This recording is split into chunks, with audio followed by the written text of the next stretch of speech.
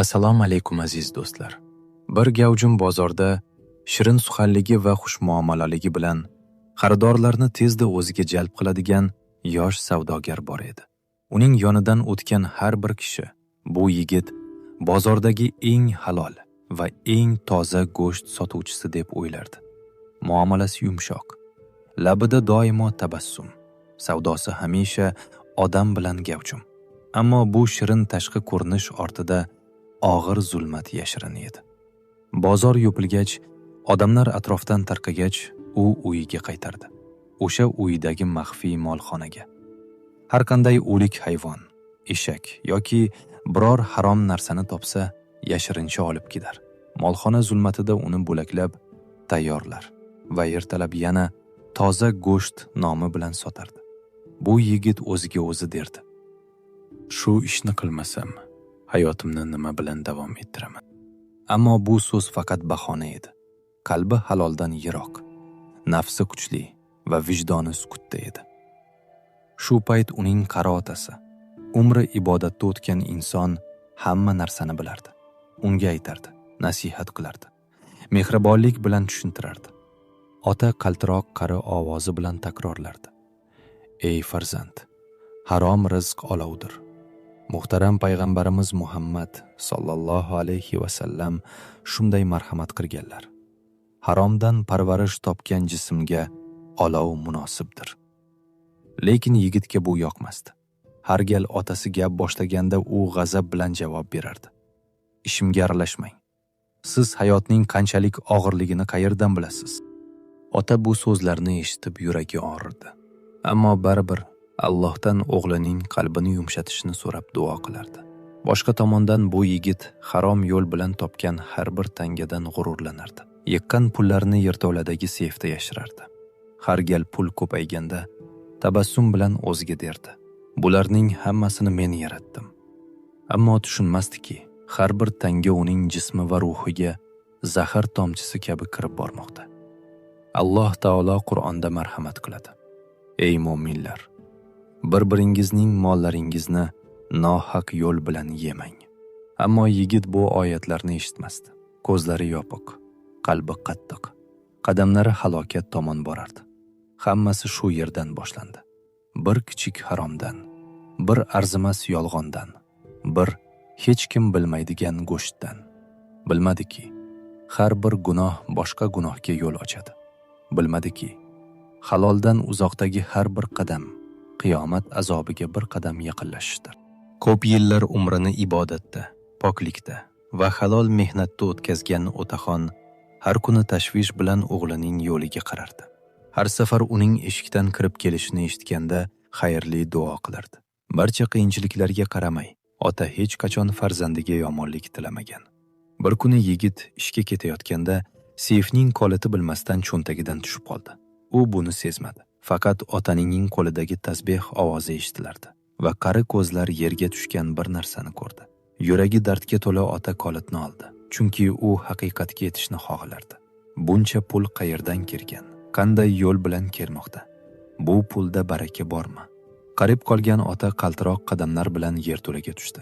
Qalbi iymon quvvati bilan to'la edi, ammo jismida zaiflikdan boshqa narsa qolmagandi. Qolitni solib seyf eshigini ochdi. Ko'z o'ngida harom hidi kelayotgan pul bo'rnamlari paydo bo'ldi. Bu manzarani ko'rib, otaning ko'zlariga yosh keldi. Esiga Qur'on oyati tushdi. Alloh haromni haloldan ajratgandir. Rizqning nozikligi Parvardigor huzuridadir. Nahl surasi 80-oyat. Ota sukut saqladi. So'ngra uzoq duo bilan hovliga chiqdi. Stolga o'tirdi. Pullarni oldiga qo'ydi va dedi: "Ey Parvardigor, harom rizq oilani yondiradi. Men harom rizqni o'z uyimda xohlamayman." Shu so'zlardan so'ng pullarni olovga tashladi. Harom go'sht, harom pul, harom nafas, hammasi bir qorong'u joydan kelgan edi va ular yo'q bo'lishi kerak edi. Narigi tomonda esa o'g'il yo'lning o'rtasida cho'ntagiga qaradi. Kalit yo'q edi. Uning yuragi yongan olovga o'xshab ketdi. Qayerga tushib qoldi? Kimga kerak bo'ldi? Har bir qadami bilan g'azabi ortib bordi. Shoshilib g'azab bilan uyiga qaytdi. Hovliga kirganida ko'rdiki, ota qaltiroq qo'llari bilan pullarni yoqmoqda. Olov baland ko'tarilar. pullar yo'nar edi va ota ko'z yoshlari bilan tilovat qilardi. Muhtaram payg'ambar sollallohu alayhi va sallam shunday marhamat qilganlar. Haromdan o'sgan har bir jismga olov loyiqroqdir. O'g'ilning ko'zlari katta ochildi, nafasi tezlashdi, jismiga olov tushdi. Do'zax olovi emas, balki nafs g'azabining olovi. Bu odamni ko'r qiladi. Qadamini qattiq tashlab oldinga bordi. So'yasi yerdan ajralib turardi.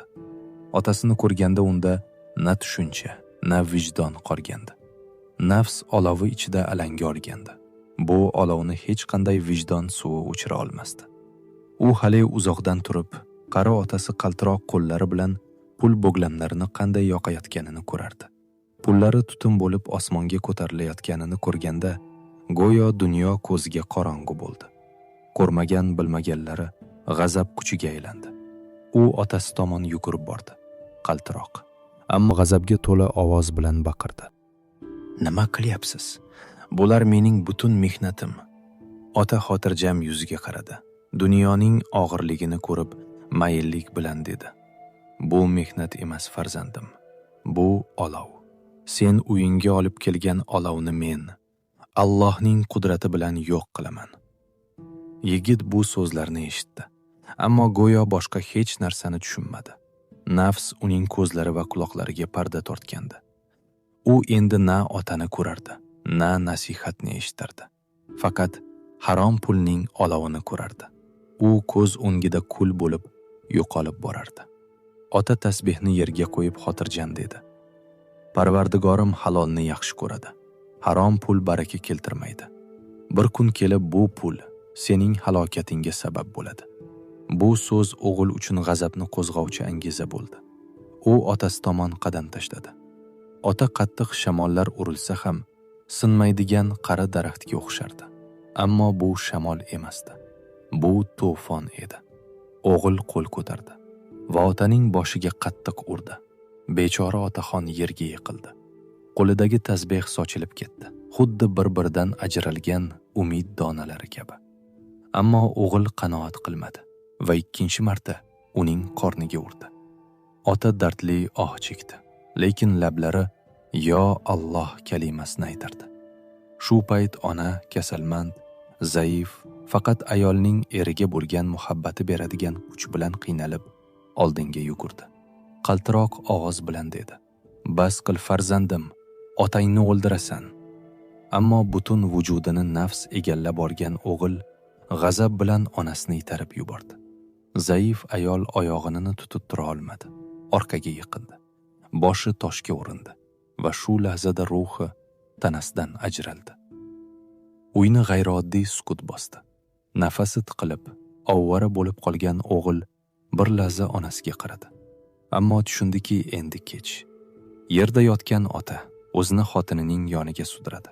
Qo'lini osmonga ko'tarib dedi: "Ey Parvardigor, sen holimga guvohsan. Men bu farzanddan rozi emasman. Uni senga topshirdim. Jazosini adolat bilan ber." Shu so'zlardan so'ng otaxon boshini xotinining ko'ksiga qo'ydi va jonini Parvardigorga topshirdi. Bu manzarani ko'rgan yigitning nafasi qaytdi. Dunyo ko'ziga qorong'u bo'ldi. Ammo u hali bu faqat qazo va qadarning boshlanishi ekanini tushunmasdi. Uyni og'ir sukut bosdi. Hovlida olov hidi va harom pullarning tutuni havoni hali ham to'ldirib turardi. O'g'il atrofiga qaradi. Bir tarafda onasi jonsiz yotar, boshqa tarafda esa oxirigacha duoga qo'l ochgan qari otasi sukut saqlagan edi. Bu holat bir necha soniyada sodir bo'ldi, ammo go'yo asrlar o'tgandek edi. O'g'il otasi tomon bordi.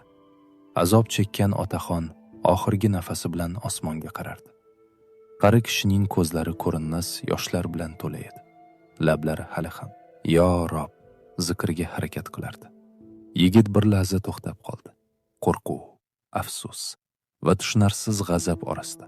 Ammo uning nafsi hali ham haqiqatni ko'rishga yo'l qo'ymasdi. Tavba qilish, uzr so'rash, otanni o'ldirdim va otanni urdim deyish o'rniga u faqat bir narsani o'ylardi. Pullar. Pullar ketdi. Qoraygan inson qalbi haromga o'rgangach, endi yaxshilikni ko'rmaydi. Hatto yaqinlarining o'limi ham unga dars bo'lmaydi. O'g'il qahr bilan yerto'laga yugurdi. U biror pul, biror mol, biror sarvat qolganmi yoki yo'qmi ko'rmoqchi edi. Zinapoyalardan tushardi, ammo har bir qadami og'irlashardi. Jismining ichida titroq bor edi. Haromdan bo'lgan har bir narsa achchiq oqibatga olib boradi. Harom rizq barakani ketkazadi, qalbni qattiq qiladi va insonni halokatga tashlaydi. Ammo u hali ham qadamini to'xtatmadi va zinapoya boshiga yetdi. Oyog'ini zinaga qo'yganda yer taqdirning g'azab nafasidek sirgandi. Oyog'i joyidan to'ydi. Jismi pastga g'ildiradi. Boshi zinaning burchagiga qattiq urildi. Bir to'k ovozi yangradi va shundan so'ng butun dunyo sukutga cho'mdi. Og'il yerga yiqildi. Oxirgi nafasi ko'ksidan tashqariga chiqdi. Unga yordam beradigan hech kim yo'q edi. Uning qo'lini tutadigan hech kim yo'q edi. Na ota, na ona. Ikkalasi ham uning sababidan jon bergan edi. 3 jon, 3 qismat, 3 oqibat bir kunda olindi. Bu Qur'on oyatida kelgan qazo va qadarning qudratidir. Har bir jon o'lim mazasini tatiguvchidir va barchangiz Parvardigoringiz huzuriga qaytarilasiz. Bu xonadonning eshigi bir kunda yopildi. Hech bir qo'shni janjal ovozini eshitmadi. Hech bir ko'z onaning faryodini ko'rmadi va hech kim bir lahzada 3 hayotning qanday tugaganini tushunmadi. Lekin taqdir lavhida bir narsa sabab bo'ladiki, boshqa bir narsa poyoniga yetadi.